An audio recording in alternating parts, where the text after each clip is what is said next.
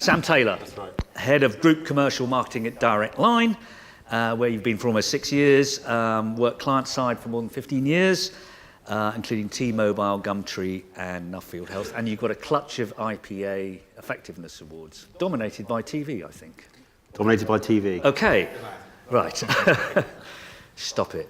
Right. Next to him, we have James Seckel, who is Director of Media for the Expedia Group. You're a bit of a newbie, only been there since August, and before that you were at Mediacom for 10 years. In the middle, we have Pippa Glucklich, who is CEO of Amplify, which is part of the Dentsu Aegis Group that handles the centralised media spend.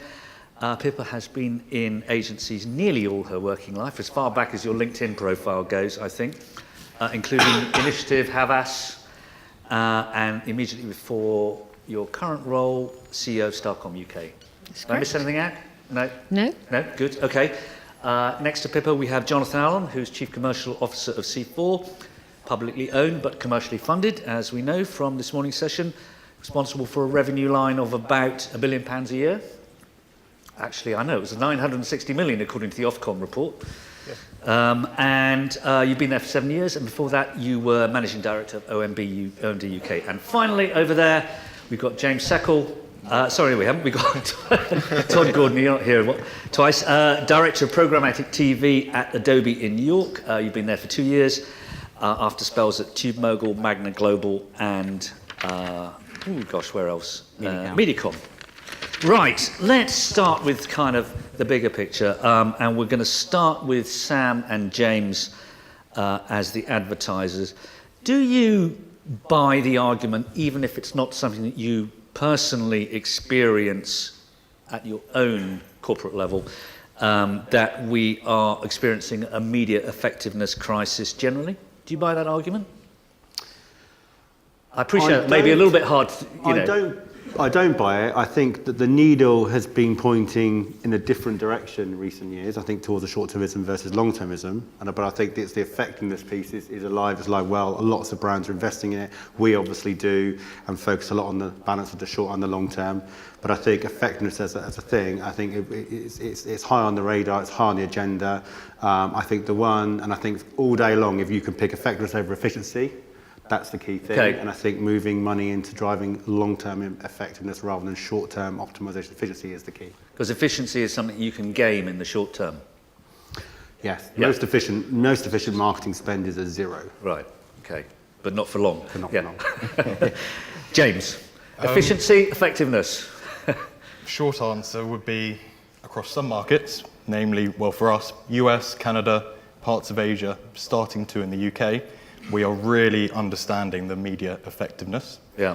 But then my worry is across maybe parts of Europe where they're not up to speed with what we're doing in these other markets.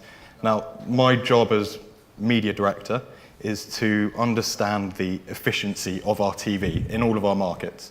Now, to do that, we do measurement through match market testing, year-on-year upspends, but then in these other markets, US, Canada, Asia, starting to in the UK, we're actually getting real-time, first-party rich viewer data.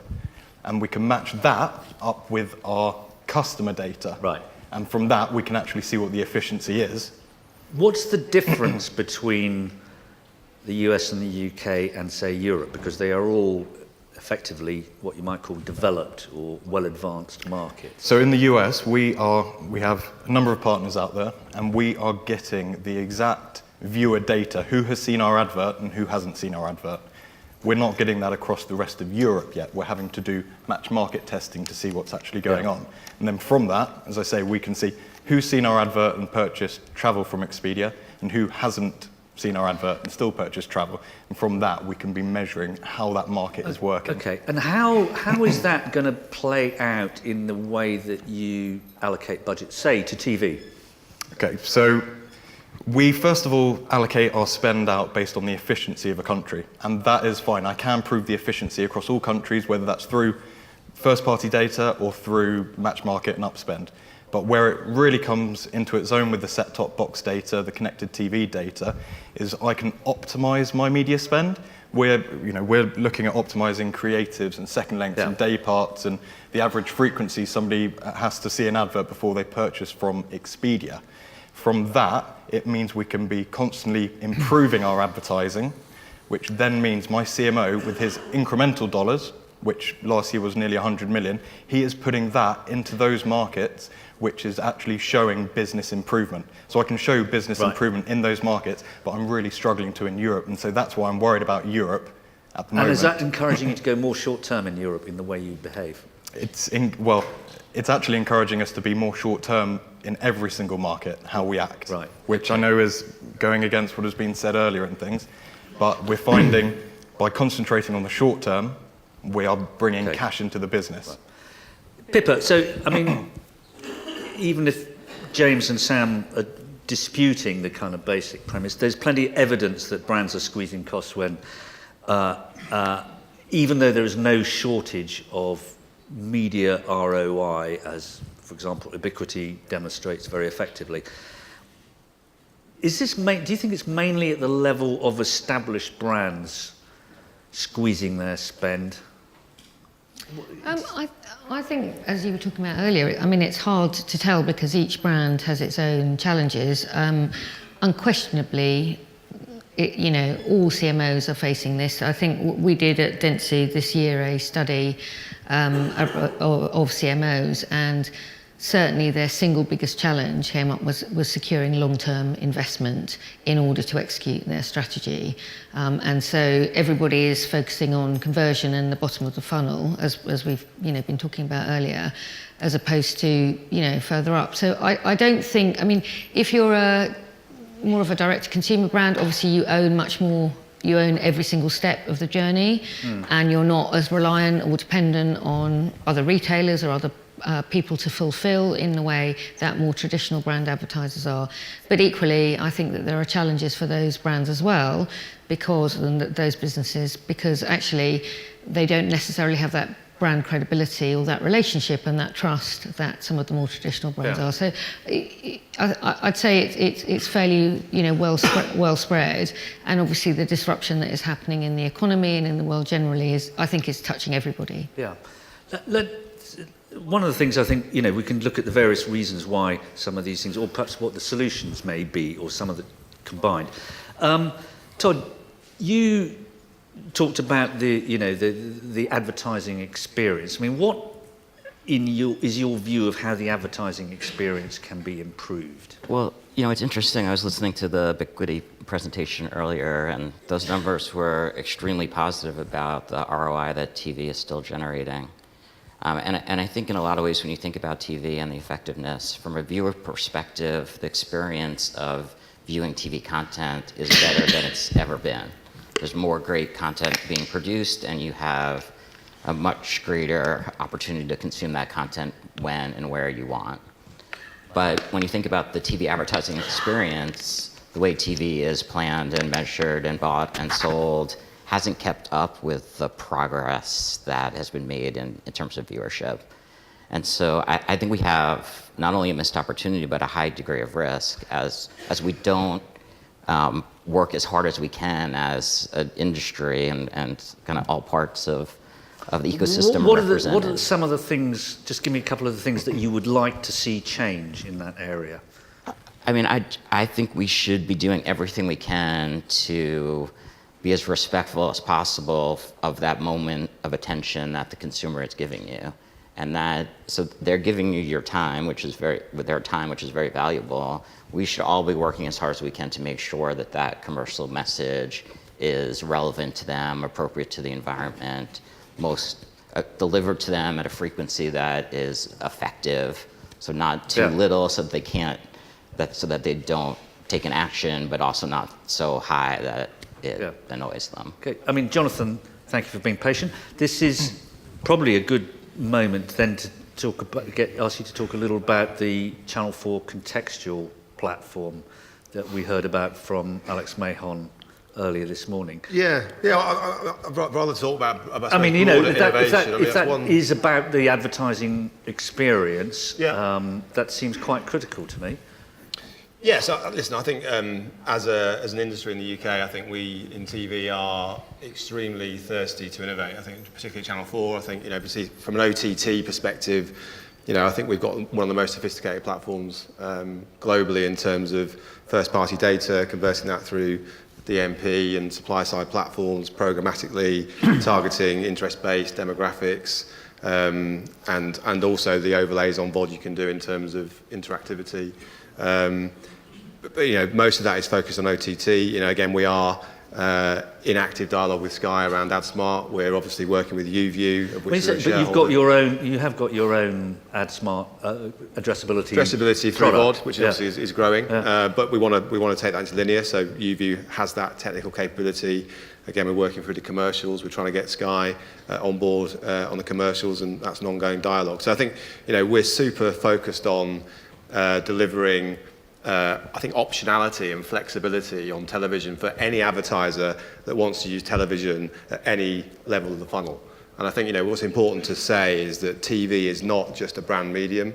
It's not just a long-term medium. I hate that. I think we are really in danger of positioning ourselves as a long-term brand-building media when we sell stuff. That's what we started at.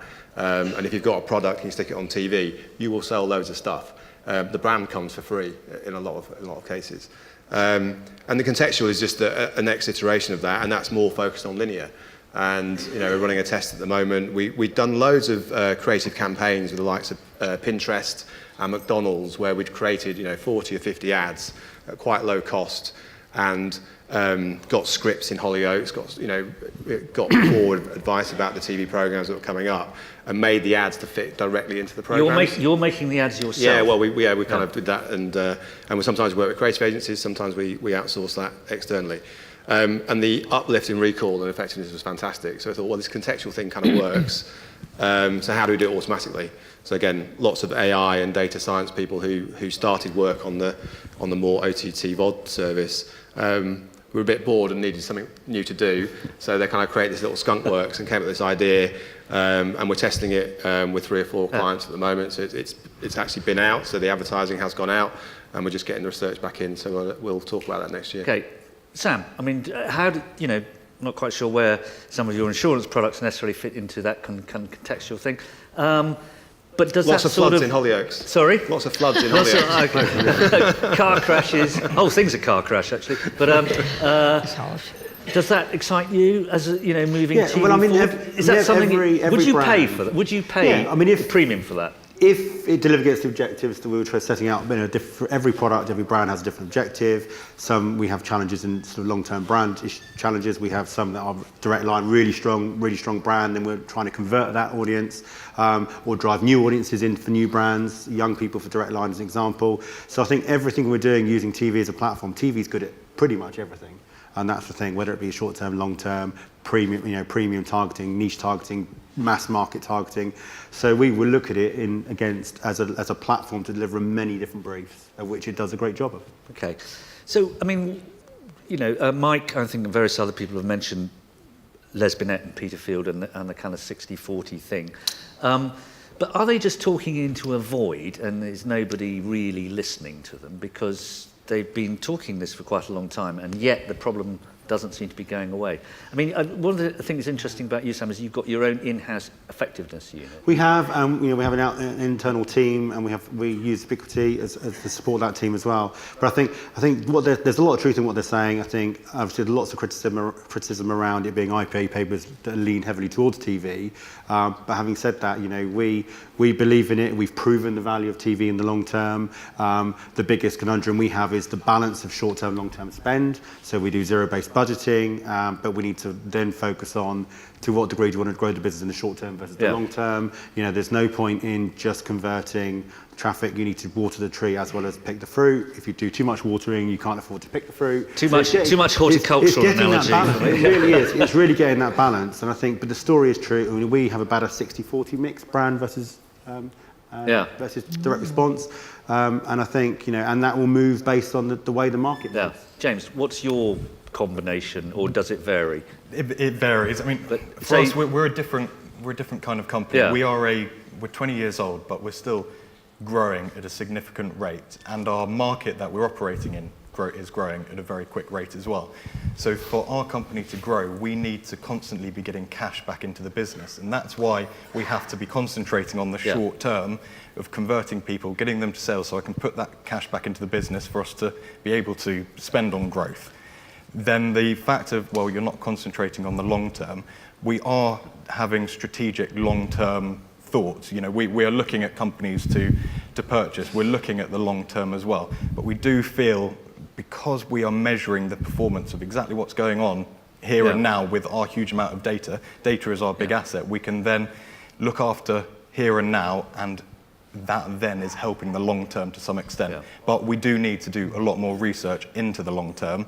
But at the moment, our real big push is getting cash, getting new growth into this business. Interesting, because it's such a competitive sector that value of the brand must have some weight as well.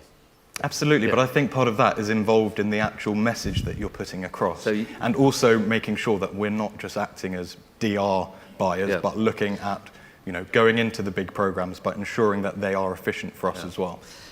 Pippa, you mentioned earlier that, you know, Dentsu Aegis has done some research with CMOs.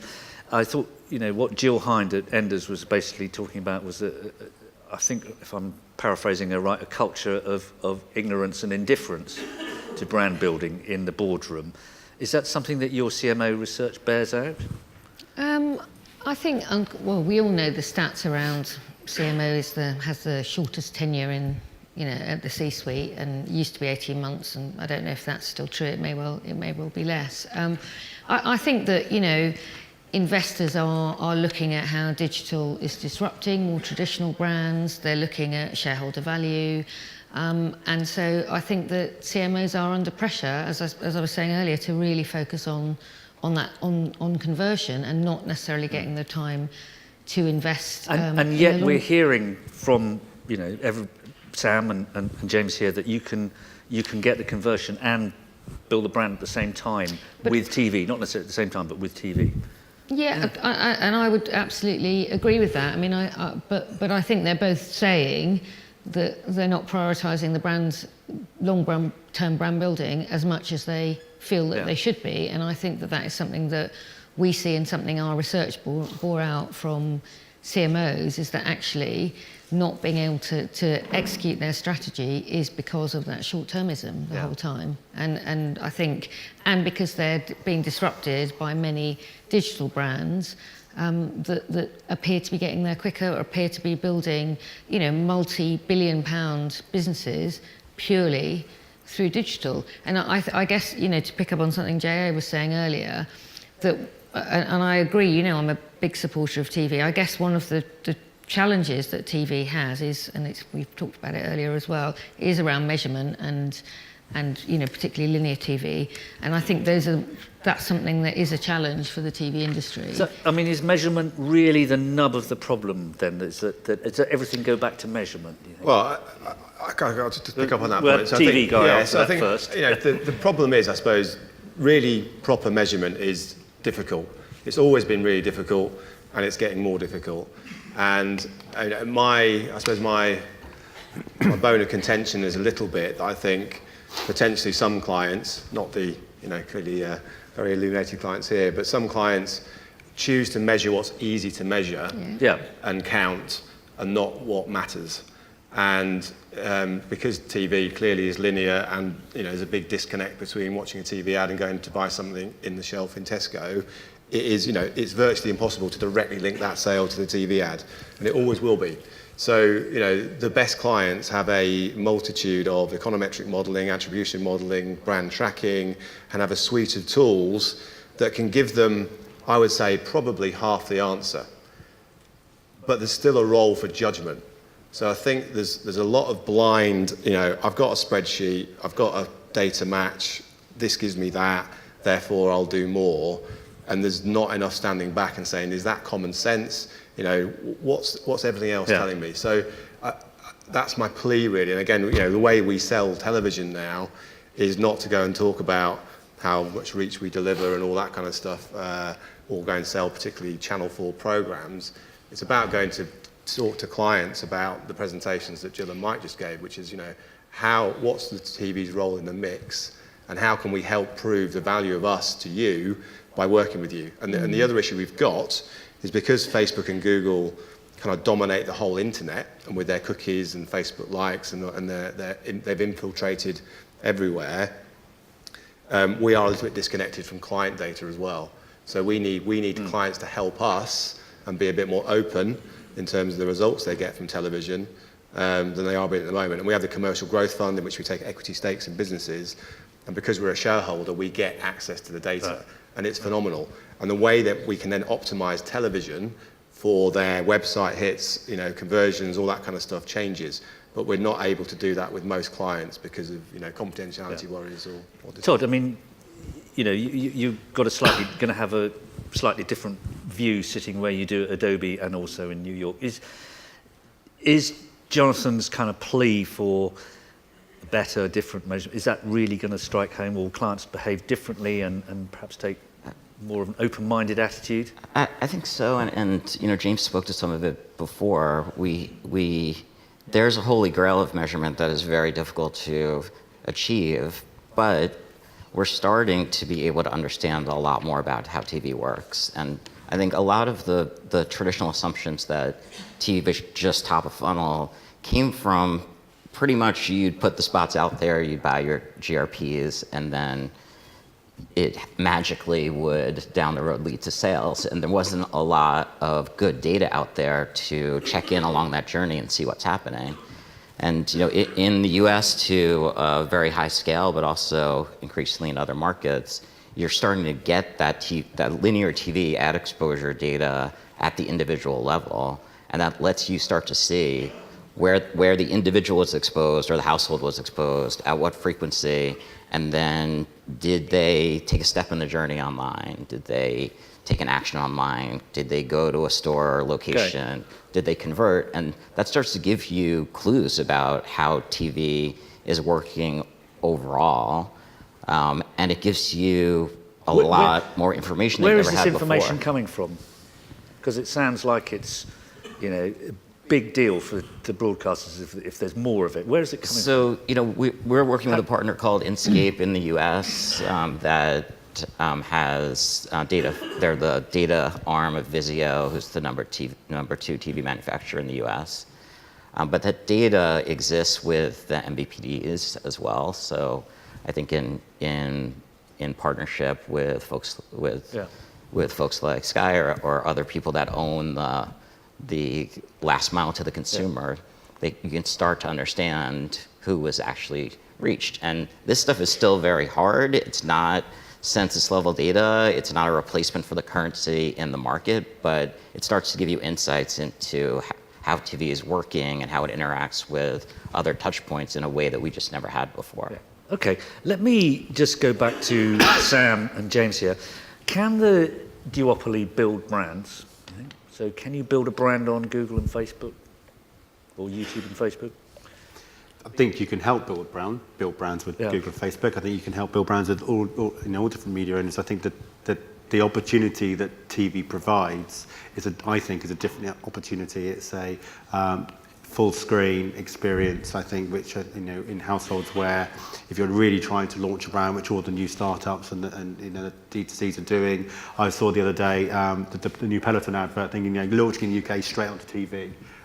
It works. I think we use Facebook, we use Google, YouTube to support TV as we would do with other media, with radio outdoor. But for us, TV is at the hub of everything because it gives us the ability to drive the highest, the most efficient reach, good level of frequency, and it's just efficient for us. And what about James? Amazon, is it a performance channel or a brand building channel, or is it both? Whatever you want it to be. I think Amazon's an interesting one, particularly as it keeps growing every year. At the moment, I'd say it's performance.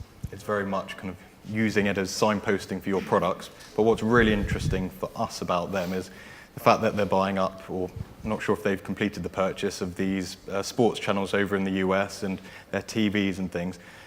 It's the amount of data that they've got. So they have got all of their customer data, they've got all of their purchasing habits, they've got their delivery address, they've got their viewing habits now as well. I'm interested in a world in the next year or so when whether that data becomes available to us or there is some kind of advertising that we'll be buying into. It's an interesting world there because, as I was mentioning earlier, everything for us is measuring our customer data against the viewer data, and the broadcasters who have that are in a better position. Pippa, are you putting more money into Amazon at the moment? Well, I think as James said, Amazon is a really interesting one. So they've, for quite some time, taken quite a lot of trade marketing budgets and been able to leverage quite strongly on that. And we haven't seen that change that much so far. But I read recently a stat that I think 50% of all consumer searches start now in Amazon. So I think that is a challenge for AdWords, for Google. And so I think that it feels like there's definitely momentum there. They've got their, because they've got their fingers in the trade budget. I don't think we haven't seen that shift above the line to kind of more traditional brand budgets quite yet, but I imagine that will happen. Okay, we're close to the end, so if we can put the lights up and just see if anybody in the audience wants to make a point or ask any questions of the panel here. Put your hands up. I can't see any hands going up at the moment. Oh, there's one at the front there, so we can get Mike all the way down here. Thank you, John Moulding, VideoNet. It's just for anyone really, but do you think that AA presentation this morning was an outlier and an exception where they sort of looked into the vortex of death, or do you think that many more brands will come to that same moment? Sam, why don't you start with that one? Well, it's the burning platform that we talked about at Direct Line before we relaunched the Direct Line brand, which I think with the Fix It creative, with Harvey, and I think there are points which brands will wake up and go, yeah, we need to look at the long term. I think we're staring into a shifting market now, shifting behaviour around voice search, where I think brands will become even more important. And so I think I think they had a wake-up call, we had a wake-up call, other brands will have the same wake-up call. The key thing really is it's not about turning off direct response and becoming a brand-driven advertiser. It's about the balance of the two, and getting the balance right I guess is the secret to success. Thanks. Addressable. How important is Addressable to TV's future? Let's start with Pippa then. I would say very important. I mean, because I think if I was a CMO, my dream would be one-to-one marketing. At the moment, there's a challenge around creative scalability and the efficiencies that sit around there. Certainly at Dentsu, we spent 1.4 billion on Merkle, which is an enormous data company, because we think that people-based marketing, really understanding who that person is critical.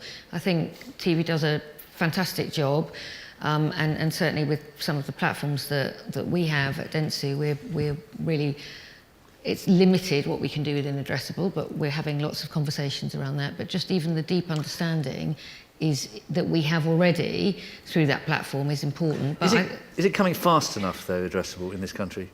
No, I don't think so. Yeah. No. And as I say, if I was a CMO, it would be something that would it frustrates me as a media person. So I think Addressable clearly is AdSmart, and I think probably Sky probably a little bit disappointed at the growth of AdSmart. It's probably 50-60 million pounds a year in a 3.5 billion, 4 billion market, and there's lots of issues around that, I think, and scalability is one of them. So again, that's the reason I think Sky strategically would want to work with ITV and Channel 4, because I think scalability is an issue for it, and the more of us do it. So there needs to be an industry solution. Yeah, I think so, totally. And we'd be up for that. And Sky use UView, and I think if we, 5 years' time, if we had a fully addressable platform, I think it will be useful. It might only be 20% of the market, even in 10 years' time, because I still think people want that mass reach. But again, I'm in to see M1 on Monday. We're looking at all of these agency platforms now and client DMPs to see how do we connect into them and have a far more seamless relationship, rather than having these kind of retained walled gardens. And that's something we're starting to investigate now. Sam first, and then James. Are you putting much money into Addressable? We use Addressable for kind of harder to reach niche audiences where we would get wastage on more broadcast, more mass marketing. campaigns, but in the mix. I think, for me, the great place to get to soon would be to have kind of mass one-to-one, to be able to address a much bigger market and then tailor creative and audiences with an aggregated model. I think if we can get to that, then we get the value of mass reach, but the optimization, the creative adaptation to segments or key audiences. But at the moment we are using it purely to target small niche audiences that would be hard or expensive to reach through mass TV. James? We're using Addressable simply to be able to measure how TV is acting for us and then proxying it back to TV itself. Right. Addressable for us. So they're test cells, are they? Exactly. It's not the cost, I think in the US, our usual CPM would be $10 and then it goes up to $40 for Addressable. We don't see a 4x improvement in our business performance. And so we can't then go back to our CMO and prove the efficiency of Addressable. Yeah. So we have to use it to show what that big box in the corner of your living room is actually doing. Yeah. Todd, do you buy the argument at all that Addressable undermines TV's core proposition, which is instant mass fame? I don't. I mean, I agree that even in a world where Addressable is fully realized and every home can be passed, I still don't think that we would move to an environment where every single ad is delivered only to the household. Not if it's 4 times as expensive. Right. Well, hopefully at greater scale, some of that starts to balance. And I do think there's a benefit. There's still a communal effect to the massed impact of TV. People experiencing a moment in time and the same ad at the same time. So I don't think we want to move away from that.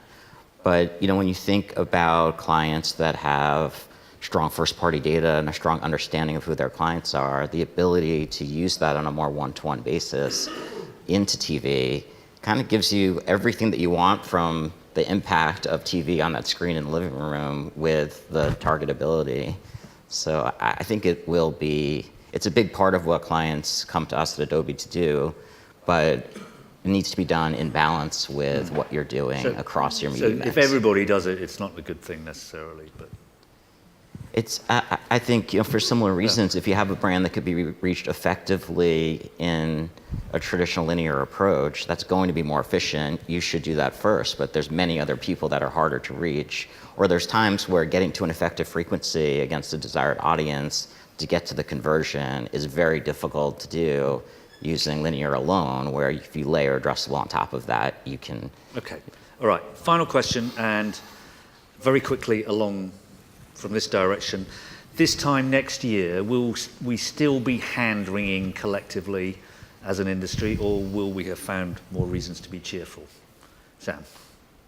I think the debates are going to continue. I think I think the debate will continue. I think for this time next year, I'd love for linear and sort of broadcast VOD, the networks to be joined in terms of measurement. So then we move on to the real debate, which is then TV versus Google and Facebook. So that real debate can't, in your view, take place until that. I think we need to get it on TV first, and then build on that. Would be my view. Right. I think we're a really exciting time. Next year is going to be even better. We're getting to a point in some markets where we know exactly what is going on with our advertising investment. We want to bring that to every market now. It's almost bringing the digital mindset into the TV ecosystem. We've proven that's possible across some countries. Now it's exciting to try and bring that across Europe. Okay. So James is optimistic. Pippa? I'm optimistic as well. I think that TV is doing fantastic content, amazing digital screens, lots of investment going into it. And I think that 2019 will be a great year, but it would be great, as you said, to embrace all things digital and really move the dial on that front. But yes, very optimistic. And you think this brand health, media effectiveness crisis will be a thing of the past? Todd, is that right? Is what you think? Just like that. Well, I mean, I don't think we're going to solve everything in a 12-month period, but there's a lot. The turnout here, the diversity of people's perspectives. I'm sensing a lot more of a sense of community where folks that otherwise might be competitors are willing to work together. And that's changed. So I think there is a lot to be optimistic about. Jonathan, you're part of that movement. And I mean, are you just that point that Sam made about bringing together the measurability of linear and VOD? I mean, is that, we've been talking about that for a long time. Well, so I'm definitely not hand-wringing. I think if you sit through Jill's and Mike's presentation, I think we're in a great position. We just need to sell it better, innovate faster. I think the measurement thing, clearly, yes, that should be done. It's a very difficult thing to do, but we are getting there. There's program data, and I think we'll have advertising data by next year. But we are in violent agreement about that. But and where we all should recognise, as a collective joint industry. You know I hate violent agreement, but where are you going to get new money from? Because ultimately you really got to get new money. Yeah, so our biggest growth sector is B2C digital platforms. When Facebook wanted to change the view of its platform to the world, it chose to be in TV and print. So I think that is our biggest sector now. It's growing faster, and the more traditional sectors that are maybe under slightly more structural pressure around margin and stuff are being replaced to them. So all of our focus is on growing new business from new sectors and convincing, I guess, digital native businesses that have grown up and built product on cheap Google search and cheap Facebook, that making that step into making a TV ad is a big step, and we've got to help those companies transition, because once they do, they see a massive benefit, and that's where our focus is. Sales pitch over. Good, thanks. All right, lunchtime. And I can call this correctly this time. I'm not sending you out too early. So, before you get up and head out for lunch, please give this panel a great big hand of applause.